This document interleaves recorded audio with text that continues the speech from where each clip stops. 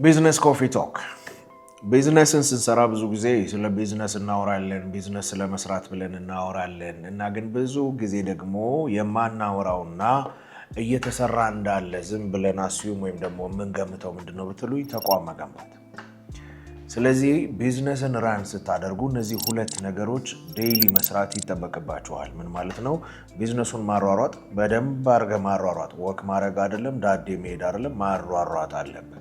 ስለዚህ ቢዝነስን ታሯሩጣለህ። በዚህ ሳይድ ደግሞ ተቋሙን ከመሬት ትገነባለህ፣ ከጣሪያ አይደለም። ይሄ ቢዝነስ ማስተርስ ክላሳችን ላይ በደንብ የምናወራበት ቶፒክ ነው።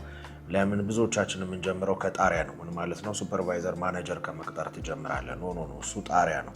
የሚጀመረው ከመሬት ነው። ቤት ሲገነባ የሚጀመረው ብሎኬት እያንዳንዷን እያስቀመጥክ ነው። ስለዚህ ከመሬት ተቋሙን መገንባት አለብህ። ለምን? የሮጠው ቢዝነስ ማ ላይ ስለሚቀመጥ፣ የገነባኸው ተቋም ላይ ስለሚቀመጥ። አለበለዚያ ማ ላይ ይቀመጣል?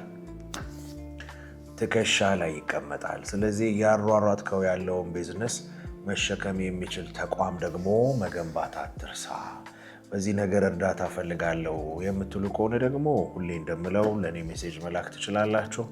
ክላሳችንን ጆይን ማድረግ ይቻላል። ብዙ ጊዜ ፎከስ የምናደርግበት ኤሪያ ተቋሙን መገንባት ስለሆነ ማለት ነው። መልካም ይስራ ቀን።